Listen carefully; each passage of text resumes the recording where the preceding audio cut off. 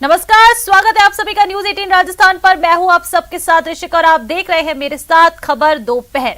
Bulletin की शुरुआत में बात करेंगे श्रद्धा मर्डर केस की। श्रद्धा मर्डर केस पर सबसे बड़ी और बहुत बड़ी खबर आपको बता दें, आफताब के दफ्तर पर पुलिस पहुंच गई है। श्रद्धा मर्डर केस की जांच अब तेज हो गई है। बता दें कि गुरुग्राम के सेक्टर 24 में आफताब का दफ्तर है, जहां पर अब पुलिस जो है वो पहुंच गई है। श्रद्धा मर्डर केस पर यह सबसे बड़ी खबर आपको बता दें, आफताब के दफ्तर पर पुलिस पहुंच गई है। और सेक्टर 14 में बता दें कि गुरुग्राम के सेक्टर 24 में आफताब का दफ्तर है, जहां पर पुलिस पहुंची है और अब इस पूरे केस में छानबीन पुलिस शुरू करेगी। आफताब के दफ्तर पहुंच गई है पुलिस और अब दफ्तर से कई अहम सुराग, कई अहम सबूत मिलने की भी खबर है। और अब पुलिस इस केस से जुड़े सबूत का कतरा कतरा ढूंढ रही है। श्रद्धा हत्याकांड में आरोपी आफताब के कबूलनामे के बाद पुलिस अब सबूतों की तलाश में जुट गई है। शव के टुकड़ों को आफताब ने कहां ठिकाने लगाया था, ये जानने के लिए पुलिस उसे लेकर जंगलों में पहुंची है। पुलिस के मुताबिक आफताब ने हत्या का जुर्म कबूल कर लिया है और उसने ये बताया कि शवों के टुकड़ों को छतरपुर के जंगलों में फेंका था।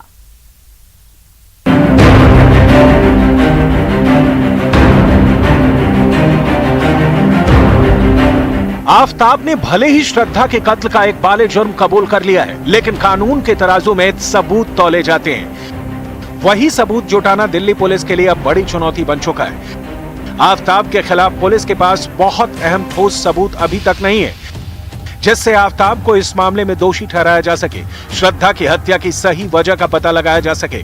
श्रद्धा मर्डर मामले में अब दिल्ली पुलिस किसी भी एक एंगल से बनकर नहीं रहना चाहती, इसलिए उन सभी पहलुओं को टटोल रही है दिल्ली पुलिस जिनसे श्रद्धा की मर्डर मिस्ट्री को सुलझाया जा सके, और इसीलिए साइकोलॉजिस्ट की भी मदद इस पूरे मामले में ली जा रही है। आपको बताते हैं कि आफताब को सजा दिलाने के लिए पुलिस को अभी किन किन ठोस सबूतों की दरकार है। दिल्ली पुलिस की सर्च तो तेजी से चल रही है, लेकिन अभी उसे वारदात में इस्तेमाल हथियार नहीं मिला है। श्रद्धा का मोबाइल फोन अब तक बरामद नहीं हुआ है।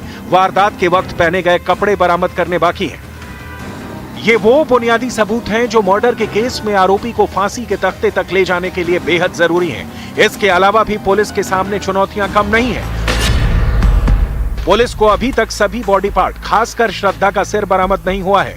अभी तक वारदात में शामिल चाकू या आरी बरामद नहीं हुई है। हत्याकांड के वक्त पहने गए आफताब और श्रद्धा के कपड़े बरामद नहीं हुए हैं, जिन्हें आफताब ने कूड़े की गाड़ी में फेंकने का दावा किया है। श्रद्धा का मोबाइल फोन भी पुलिस को बरामद करना है, जो हत्याकांड के राज खोल सकता है। डीएनए जांच के लिए पिता का ब्लड सैंपल ले लिया गया है। अब पुलिस महरौली के जंगल से मिले हड्डियों से डीएनए का मिलान करेगी। पुलिस फोन के डेटा को रिकवर कर जानकारी जुटाने में लगी है। पुलिस ने डेटिंग ऐप कंपनी से भी रिपोर्ट मांगी है। श्रद्धा का कत्ल 6 महीने पहले किया गया था और एक एक कर आफताब सबूतों को मिटाता गया, इसलिए पूरी जांच मोटे तौर पर फॉरेंसिक और साइंटिफिक रिपोर्ट पर ही टिकी है। इसी वजह से इस केस में शुरुआती सबूत काफी अहम होंगे, क्योंकि हत्या का कोई चश्मदीद गवाह नहीं है।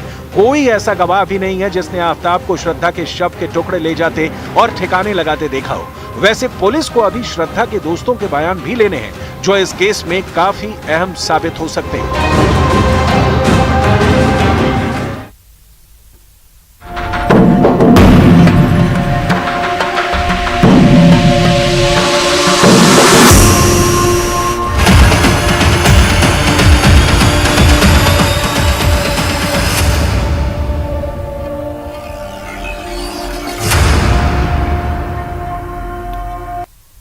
देखिए, आगे बढ़ते हैं। टेरर फंडिंग रोकने के लिए आज से देश की राजधानी दिल्ली में नो मनी फॉर टेरर सम्मेलन का आगाज हो गया है। आतंकवाद के वित्त पोषण से निपटने के तरीकों पर चर्चा के आयोजित 2 दिवसीय ग्लोबल मीटिंग में 75 देशों और अंतर्राष्ट्रीय संस्थाओं के प्रतिनिधि हिस्सा ले रहे हैं। हालांकि इस मीटिंग से चीन ने दूरी बना ली है। इस मौके पर पीएम नरेंद्र मोदी ने आतंकवाद के लिए कोई धन नहीं, आतंकवाद के वित्त पोषण से मुकाबले के लिए मंत्रियों का सम्मेलन को संबोधित किया और कहा कि दुनिया से जब तक आतंकवाद का खात्मा नहीं हो जाता है, तब तक भारत चैन से नहीं बैठेगा।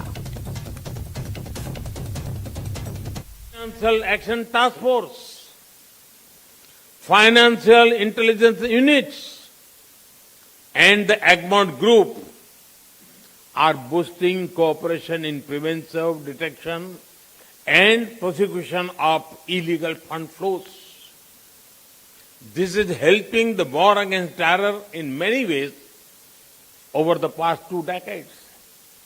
This also helps in understanding terror funding risks. Friends, now the dynamics of terrorism are changing. Rapidly advancing technology is both a challenge and a solution. New kinds of technology are being used for terror financing and recruitment. Challenges from the darknet, private currencies, and more are emerging. There is a need for a uniform understanding for new finance technologies. It is also important to involve the private sector in these efforts. और राजधानी दिल्ली में आने वाले कुछ ही दिनों में MCD चुनाव होने हैं। बीजेपी और आम आदमी पार्टी कई मुद्दों को लेकर इस चुनाव में आमने सामने है। वार पलटवार का दौर जारी है। इसी कड़ी में शुक्रवार को बीजेपी के राष्ट्रीय प्रवक्ता संबित पात्रा ने प्रेस कॉन्फ्रेंस की और दिल्ली के मुख्यमंत्री अरविंद केजरीवाल पर जमकर निशाना साधा। संबित पात्रा ने कहा कि एक स्टिंग ऑपरेशन दिखाया जाएगा जो आम आदमी पार्टी की वास्तविकता लोगों के सामने लाएगा। आम आदमी पार्टी में ठगों को लूटने की क्षमता है। आज इस एक्सपोजे में एक स्टिंग ऑपरेशन भी दिखाया जाएगा, वीडियो भी चलाया जाएगा जो आम आदमी पार्टी के चरित्र को तार तार करके रख देगा। पूरी तरह से आम आदमी पार्टी के वास्तविकता को आपके सामने लाके प्रस्तुत करेगा। ये जो वीडियो हम चलाएंगे, वीडियो चलाने से पहले मैं उस पूरे वीडियो का और आम आदमी पार्टी के भ्रष्टाचार के पटकथा को आपके सामने रखने वाला हूं। बंधुगण, ये आम आदमी पार्टी वह पार्टी है जिनका जब फॉर्मेशन हुआ था तो इन्होंने क्लेम किया था, इन्होंने ये बताया था हम सबको कि हमारा उद्देश्य केवल एक है और वह उद्देश्य है भ्रष्टाचार का उजागर करना, भ्रष्टाचार का सफाया करना, और उसके लिए कुछ भी करना पड़े हम तैयार हैं। अगर आपको मोबाइल में किसी की रिकॉर्डिंग करनी है, अगर आपको स्टिंग ऑपरेशन करना है, किसी का रिकॉर्डिंग छुपके छुपके कर लेना है, तो ये सारे हथकंडे अपनाने हैं, किंतु भ्रष्टाचार का खुलासा होना चाहिए, क्योंकि ये जो आम आदमी पार्टी है ये भ्रष्टाचार मिटाने आई है। और देखिए, शिवसेना ठाकरे गुट के दिग्गज नेता संजय राउत ने भी राहुल गांधी के बयान का गलत करार दिया है। उन्होंने मीडिया से बात करते हुए कहा कि वीर सावरकर पर ऐसा आरोप लगाना ये ना महाराष्ट्र को और ना ही शिवसेना को मंजूर है। महाराष्ट्र के कांग्रेस के नेता भी समर्थन इसका नहीं करेंगे। ये मुद्दा लाने की जरूरत नहीं थी, इससे महारा विकास अघाड़ी में भी दरार आ सकती है। उन्होंने आगे कहा कि हम 10 साल से उनको भारत रत्न देने की बात कर रहे हैं। केंद्र में भाजपा की सरकार होने के बाद भी वो उनको सम्मान क्यों नहीं दे रहे हैं? क्या उनका सावरकर प्रेम नकली है? बीजेपी और आरएसएस के लिए वो आदर्श पुरुष कभी नहीं रहे। उनका सावरकर प्रेम नकली है। की बात नहीं है ये। महाराष्ट्र में आकर वीर सावरकर के बारे में इस प्रकार से इल्जाम लगाना, सावरकर जी की बदनामी करना, ये न महाराष्ट्र को मंजूर है न शिवसेना को मंजूर है, हम सबको मंजूर है।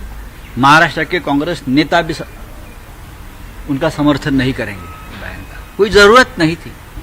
भारत जोड़ो यात्रा जिस मकसद से निकली है वो है ये देश जा रहा है तानाशाही के तरफ। महंगाई, बेरोजगारी, महिलाओं के ऊपर अत्याचार, ऐसे बहुत से विषय पर भारत जोड़ो यात्रा चल रहा है। उनको अच्छे समर्थन मिल रहा है। महाराष्ट्र में सबसे ज्यादा समर्थन मिला, तो वीर सावरकर का मुद्दा लाने की जरूरत नहीं थी। उससे महाराष्ट्र विकास अघाड़ी में भी दरार पड़ सकती है। मैं आपको बता रहा हूं, क्योंकि हम वीर सावरकर को हमारी श्रद्धा का स्थान मानते हैं और हमेशा रहेंगे। और चलिए बात करते हैं अब जम्मू कश्मीर की। जम्मू कश्मीर के पूर्व मुख्यमंत्री फारूक अब्दुल्ला ने कहा है कि मैं अब चुनाव नहीं लड़ूंगा। फारूक अब्दुल्ला ने कहा कि अब युवा पीढ़ी को मौका देने का वक्त आ गया है। वहीं इससे पहले शुक्रवार को फारूक अब्दुल्ला ने पार्टी के अध्यक्ष पद से इस्तीफा भी दे दिया है। बताया जा रहा है कि श्रीनगर में पार्टी कार्यकर्ताओं से बातचीत में अब्दुल्ला ने कहा कि अब मेरा स्वास्थ्य इतना साथ नहीं दे रहा है कि मैं राजनीति में तत्पर रह पाऊं, जिसके बाद माना जा रहा है कि उनके बेटे यानी कि उमर अब्दुल्ला पार्टी के अध्यक्ष बन सकते हैं। हालांकि अध्यक्ष पद चुनाव के लिए 5 दिसंबर की तारीख तय की गई है। देखिए, इसमें सीधी सी बात है कि हमारे जो मेंबरशिप हुई थी 2021 में, उसके बाद हमारे चुनाव तो ड्यू थे और उस चुनाव के साथ साथ हमारी ब्लॉक कमेटियां, देह कमेटियां, डिस्ट्रिक्ट कमेटियां बन के आ गई थी और प्रेसिडेंट का चुनाव होना है। तो उसमें फारूक साहब तो कंटिन्यू कर रहे थे और उन्होंने स्टेप डाउन किया है कि ताकि इलेक्शन का जो प्रोसेस है वो आगे चले। तो उस सिलसिले में उन्होंने फैसला ले लिया, तो कोई बुरी बात नहीं। नेक्स्ट प्रेसिडेंट जो फॉर्म भरेगा उस पर सामने आएगा और मुझे लगता है कि उमर साहब ही नेक्स्ट प्रेसिडेंट होंगे। और इधर इनकम टैक्स डिपार्टमेंट की छापेमारी पर पीडीपी अध्यक्ष महबूबा मुफ्ती ने सरकार को निशाना बनाया है। महबूबा मुफ्ती ने अपने ट्वीट में लिखा कि जम्मू कश्मीर में बार बार छापे मारकर व्यापारिक समुदाय को परेशान करना भय और अधीनता पैदा करने का एक और तरीका है। यहाँ के लोगों ने कई वर्षों तक अशांत समय में कड़ी मेहनत की है और इन उद्यमों को अपने खून और पसीने से स्थापित किया है। महबूबा मुफ्ती ने इसे दुखद स्थिति करार दिया है।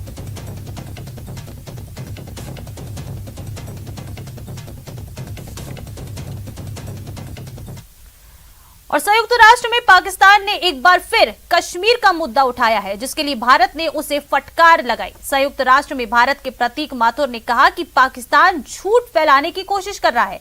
प्रतीक माथुर ने कहा कि कश्मीर भारत का अभिन्न अंग है। उन्होंने आगे ये भी कहा कि पाकिस्तान ने कई बार अंतर्राष्ट्रीय मंच पर ऐसी हरकतें की हैं। Thank you, Mr. President. I am taking the floor today to exercise India's right of reply to respond to Pakistan's continued abuse of this august assembly. As we meet today to discuss this extremely important topic of UN Security Council reforms, representative of Pakistan has yet again made unwarranted references to Jammu and Kashmir. Jammu and Kashmir, let me repeat once again for his benefit, remains an integral and inalienable part of India, irrespective of what the representative of Pakistan believes or covets. Pakistan's desperate attempts to peddle falsehoods and a bad habit of abusing the sanctity of multilateral forums deserves our collective contempt and perhaps some sympathy as well. I thank you, Mr. President. और आज भारत के लिए बड़ा दिन है। Space private sector में आज इसरो और हैदराबाद की कंपनी स्काई रूट ने इतिहास रच दिया है। देश का पहला निजी क्षेत्र का मिशन प्रारंभ सफल रहा। इस मिशन को स्काई रूट एयरोस्पेस द्वारा तैयार किए गए विक्रम एस रॉकेट द्वारा प्रक्षेपित किया गया है। इस मिशन के 3 पेलोड थे और ये सब ऑर्बिटल मिशन था, यानी पृथ्वी को सतह से 101 किलोमीटर की दूरी पर पहुंचकर मिशन समुद्र में स्प्लैश हुआ। पूरे मिशन का समय केवल 300 सेकंड्स का था। इसरो ने इस मिशन के लिए प्रक्षेपण के लिए स्काई रूट एरोस्पेस को 12 नवंबर से 16 नवंबर का विंडो किया था, लेकिन मौसम के हालात को देखते हुए 18 नवंबर को सुबह 11:30 बजे ये समय तय किया गया।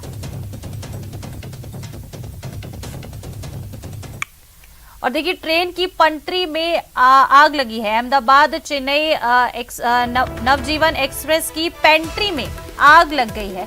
बड़ी खबर ये इस वक्त की आपको बता रहे हैं, ट्रेन की पेंट्री में कार में आग लग गई है। अहमदाबाद चेन्नई नवजीवन एक्सप्रेस की पेंट्री कार में आग लगी। घटना में किसी के भी झुलसने की फिलहाल खबर नहीं है और आग के कारणों का खुलासा भी अभी तक नहीं हुआ है। आंध्र प्रदेश के गुड्डूर की ये पूरी घटना आपको बता रहे हैं। पेंट्री कार में, एक ट्रेन की पेंट्री कार में आग लग गई। अहमदाबाद चेन्नई नवजीवन एक्सप्रेस की पेंट्री कार में बता दें कि आग लगी है।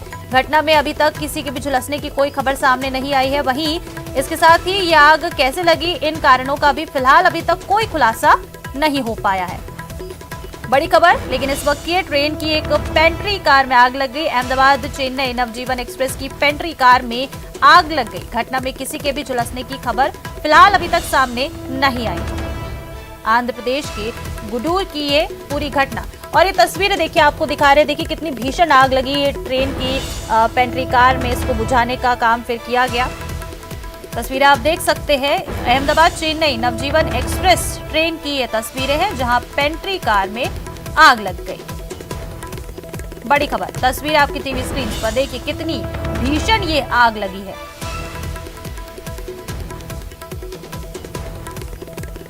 आगे बढ़ते और देखिए, उत्तर प्रदेश के बरेली जिले से दिल दहला देने वाली एक वारदात सामने आई है। डिब्रूगढ़ नई दिल्ली राजधानी एक्सप्रेस के रवाना होते समय कोच नंबर B8 में चढ़ रहे फौजी को टीटी ने धक्का मार दिया, जिससे फौजी प्लेटफॉर्म और ट्रेन के बीच में गिर गया। ट्रेन से फौजी का एक पैर कट गया और दूसरा कुचल गया। इसकी सूचना मिलते ही अन्य फौजियों ने दूसरे टीटी की पिटाई कर दी। घायल फौजी को MH अस्पताल में भर्ती कराया गया। उत्तर प्रदेश के बरेली से ये पूरी वारदात यहाँ पर सामने आई है। उसको हॉस्पिटल भिजवा दिया गया है। तहरीर पर मुकदमा लिख करके आवश्यक कार्रवाई की जाए। क्या टीटी को गिरफ्तार किया गया है? टीटी अभी फरार है। मुकदमा लिख करके आवश्यक कार्रवाई की जाए। क्या घटना क्या हुई है यहाँ पर? घटना आप देखिए, उससे पूछताछ करें। आपको क्या जानकारी मिली प्रथम दृष्टया? घायल था, उसको भिजवा दिया हॉस्पिटल। घायल को हॉस्पिटल भिजवा दिया। तहरीर आएगी, उस पर अभियोग पंजीकृत करके आवश्यक कार्रवाई। धक्का देने की वजह क्या थी? ये बता रहे हैं लोग, संभवतः टिकट को लेकर के कुछ कहासुनी हुई है।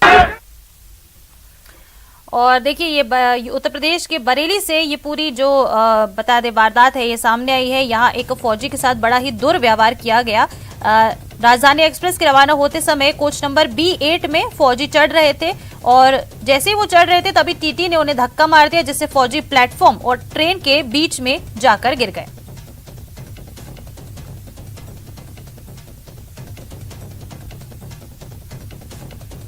और देखिए, उदयपुर से खबर बता दें, रेलवे ट्रैक ब्लास्ट मामले में ATC की जांच अब तेज हो गई है। ट्रैक ब्लास्ट मामले में गिरफ्तार किए गए आरोपियों की आज ATS की टीम मौके पर पहुंची है। ATS के एडिशनल SP अनंत कुमार के नेतृत्व में बता दें कि इन सभी आरोपियों को लेकर ओडा पुल पर लाया गया है। इस दौरान पूरा सीन अब रिक्रिएट किया गया। ATS की टीम ने सीन रिक्रिएशन के दौरान आरोपियों से ये जानने की कोशिश की कि वो किस रास्ते से ट्रैक पर आए थे, कहां रुककर उन्होंने पूरी प्लानिंग की थी। ब्लास्ट मामले में मुख्य आरोपी धूल चंद ने ATS के अधिकारियों को मौके पर की गई पूरी प्लानिंग से भी अवगत कराया गया। ज्यादा जानकारी लेंगे, सहयोगी कपिल श्रीमाली फोन लाइन पर हमारे साथ जुड़ गए हैं। कपिल, क्या कुछ जानकारी, आज ये पूरा सीन रिक्रिएट किया गया ट्रैक के पास? जी बिल्कुल, देखिए कल ओडा पुल ब्लास्ट मामले में गिरफ्तारियां हुई थी। कल रात को गिरफ्तार किया गया था। उसके बाद में आज कोर्ट में पेश करने से पहले ATS की टीम सभी आरोपियों को लेकर ओडा पुल स्थित मौके पर पहुंची और वहां पर पूरा सीन रिक्रिएट किया गया। ATS ने पूरी तरह से समझने की कोशिश की कि आरोपियों द्वारा किस तरह से इस ब्लास्ट की घटना को अंजाम दिया था, कैसे उन्होंने प्लानिंग की थी, कौन से रास्ते से वे ओडा पुल तक आए थे, कहां पर बैठकर प्लानिंग की, किस तरह से विस्फोटक ट्रैक पर बिछाया। तो वो सारी चीजें जो आरोपी हैं उनसे पूछी गई और उसके आधार पर सीन रिक्रिएट किया। इस दौरान मुख्य आरोपी धूलचंद मीणा, उसने ATS को पूरी प्लानिंग से बताया कि किस तरह से उसने इस पूरे घटनाक्रम को अंजाम देने के लिए प्लान बनाया था और कैसे ये ब्लास्ट उसके बाद में ब्लास्ट किया गया था। जी कपिल, किस तरह की प्लानिंग बताई ये धूलचंद ने ATS की टीम को?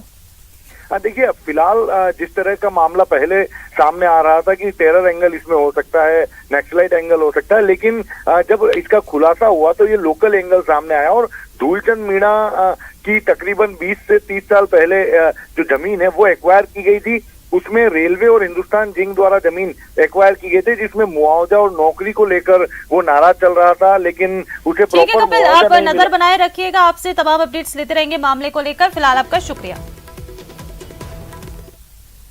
महायुद्ध जारी है और युद्ध के मैदान से एक अब वीडियो भी सामने आया है, जिसमें यह दावा किया गया है कि रूस ने ड्रोन से यूक्रेन के एयर डिफेंस सिस्टम को खत्म कर दिया है, तहस नहस कर दिया है और इस हमले में एक इमारत पूरी तरह से तबाह हो गई है। वीडियो में साफ दिखा है कि कैसे सटीक निशाना बनाते हुए ड्रोन ने यूक्रेन के एयर डिफेंस सिस्टम को हिट किया। इस रिपोर्ट को देखिए।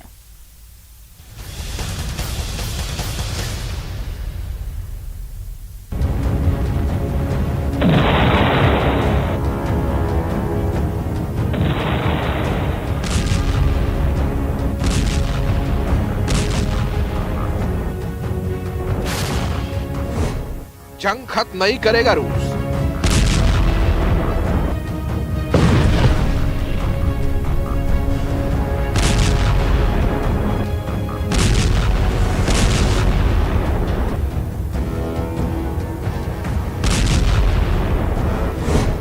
यूक्रेन को बर्बाद करने पर आमादा पुतिन। रूस ने तेज किया यूक्रेन पर हमला।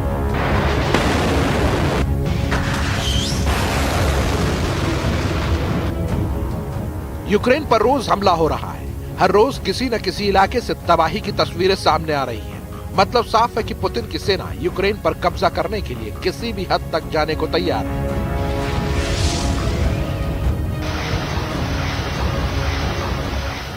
लेकिन जेलेंस्की की सेना से मिल रही करारी चुनौती से जंग खिंचता चला जा रहा है। तबाही बर्बादी का मंजर देखते ही देखते 9 महीने पार कर रहा है, लेकिन युद्ध खत्म होता नहीं दिख रहा है। अब तक हर मोर्चे पर यूक्रेन की सेना ने पुतिन की सेना पर जोरदार पलटवार किया, चाहे वो आमने सामने की जंग हो या एयर डिफेंस से हमला। लेकिन पुतिन की सेना ने अब यूक्रेन के एयर डिफेंस सिस्टम को निशाना बनाना शुरू कर दिया है। जंग के मैदान से ताजा तस्वीरें भी सामने आई हैं, जिसमें रूस के यूएवी यानी ड्रोन ने यूक्रेन के एयर डिफेंस सिस्टम के रडार को तबाह कर दिया।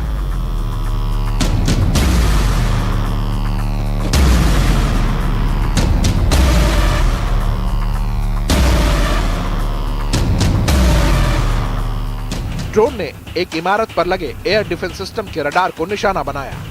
ड्रोन ने बिल्कुल टारगेट पर हिट किया और रडार के साथ इमारत भी तबाह हो गई। ऐसा लगता है कि युद्ध से आई तस्वीरें रूस की नई रणनीति को बता रही हैं।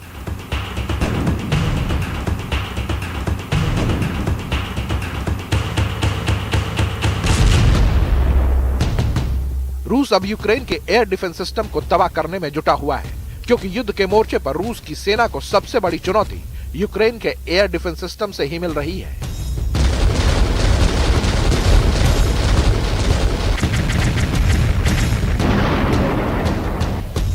क्योंकि रूस की सेना पर जोरदार पलटवार की वजह भी यूक्रेन का मजबूत एयर डिफेंस सिस्टम ही है। यही वजह है कि रूस अभी तक युद्ध को किसी निर्णायक स्थिति में नहीं पहुंचा पाया।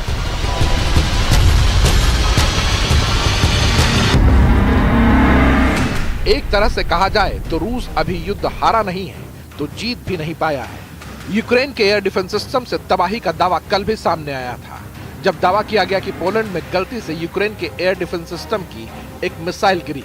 बताया गया कि यूक्रेन का एयर डिफेंस सिस्टम रूस के हमलों का जवाब दे रहा था। तो चलिए इस बुलेटिन में फिलहाल इतना ही। नमस्कार।